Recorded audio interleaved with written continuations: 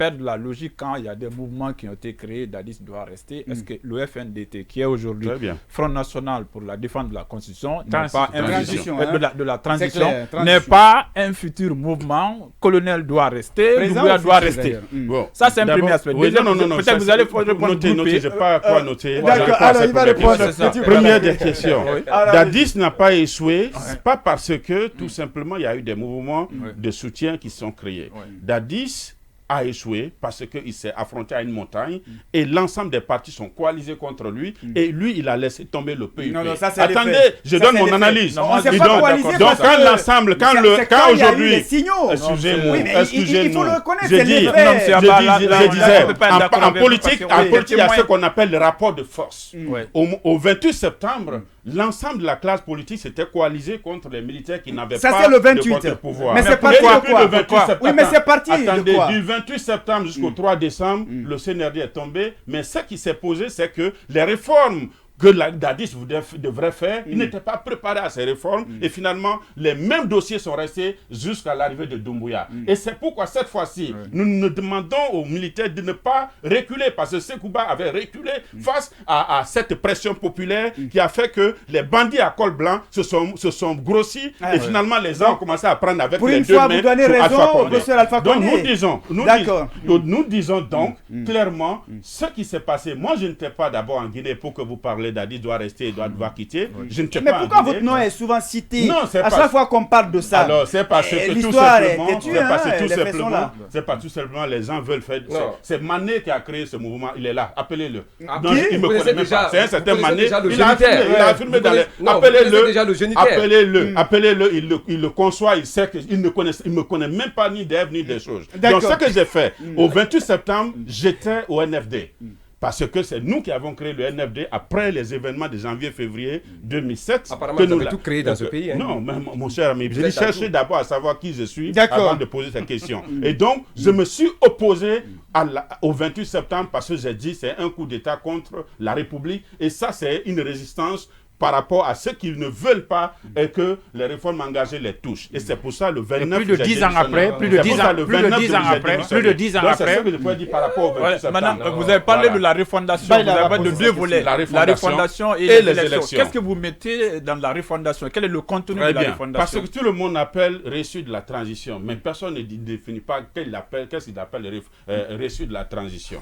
La reçue de la transition voudrait que ce qui faisait que notre pays ne reculait pas, le système qui a fait que notre pays n'avance pas, ce système-là, nous le mettons de côté. Et cela commence par où? Cela commence par les forces de défense et de sécurité, où vous avez plus de 100 généraux qui existaient au 5, et Dadis avait mis, je crois que...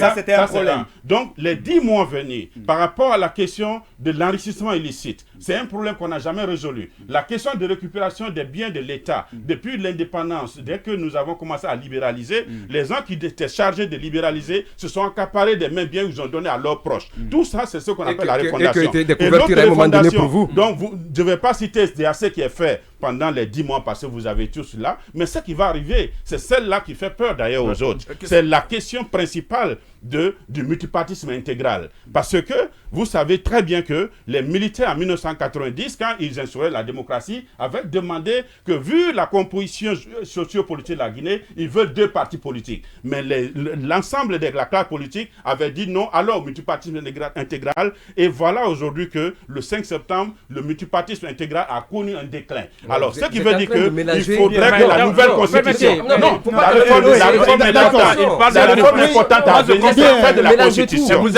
La réforme importante à venir, c'est celle de la constitution. Et cela, nous allons nous battre. Nous allons nous battre pour que cette nouvelle constitution qui arrive, qui est la réforme, l'une des réformes de la refondation, on ait au moins 2 ou 3 partis. Baïla d'abord, il va avoir la chance de poser des questions. Voilà des questions importantes. Donc vous assumez c'est pas parce que je ne coupe pas la parole que je ne veux pas poser de questions. Dans la nouvelle constitution qui va même venir sur la table. C'est ça qui va venir sur la table. La question de la nouvelle constitution, c'est elle la plus importante. Vous avez parlé d'agrément tout à l'heure en parlant du balai citoyen et autres. Vous avez parlé aussi de dissolution de multipartisme. Moi, j'ai 2 questions à vous poser. D'abord, est-ce que le FNDT a un agrément aujourd'hui et est régulièrement déclaré.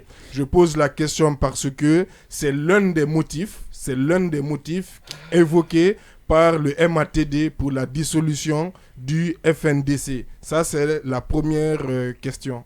On peut la répondre. Je suis très légaliste et tout ce que je fais, c'est avec de l'ordre. Donc nous avons créé le front avec un objectif précis et nous avons tenu notre assemblée générale, tous ceux qui vous avez tous assisté à Koya, où ça s'est tenu, avec un PV, et nous avons demandé un agrément et nous avons dit ce ne sont pas des partis qui adhèrent, ce ne sont pas des associations qui adhèrent, ce sont des citoyens qui adhèrent par quartier et sont ces citoyens-là qui sont responsables de la vie de cette association. Donc vous avez fait le dépôt légal. Nous avons fait le dépôt légal, la procédure est en cours et c'est à ce que tout simplement... Oui, c'est comme ça. Depuis le 14 mai, donc nous assumons pleinement par rapport à ce qui doit être fait par nous. Non, la deuxième question, vous parlez du coup, vous parlez du bipartisme et vous l'avez déjà dit, vous avez déjà fait cette proposition. Après la dissolution du FNDC, est-ce que du coup vous militez ou vous souhaiteriez la dissolution aussi des partis politiques? Nous allons nous battre pour que la nouvelle constitution adopte 2 ou 3 partis maximum pour forcer les Guinéens à s'unir, à se réconcilier. Mais c'est impossible ça, M. Abba. Excusez-nous, c'est un avis. Vous pouvez défendre votre cause. Je pense qu'aujourd'hui, vu ce qui s'est passé, parce que nous avons connu... Vous direz cet argument-là, de quelle expérience? Non, de quelle expérience? De 2 expériences guinéennes. Je tire de ça de 2 expériences guinéennes. Oui, guinéennes. Oui, mais sauf que... Mais on n'a jamais décrété... D'accord. Il parle du régime Conté. La nuance, vous l'avez déjà évoqué. J'ai dit de titre de cette espérance, de l'espérance guinéenne. Quand nous avons connu le multipartisme, je crois qu'il y a beaucoup de partis qui sont nés, c'était 7. Mais 3 partis ont pu résister longtemps, qui pouvaient avoir 98% de l'électorat à chaque élection. C'était le PUP, qui était vraiment avec un bastion en Guinée forestière et en Basse-Côte. Et c'était le RPG, c'était l'UPR qui est devenu l'UFDG. Voilà ces partis qui, pendant que ces 3 partis existaient, ont stabilisé la Guinée jusqu'à la mort de Lansana Conté. Et quand donc Lansana Conté est décédé, que le PUP a connu le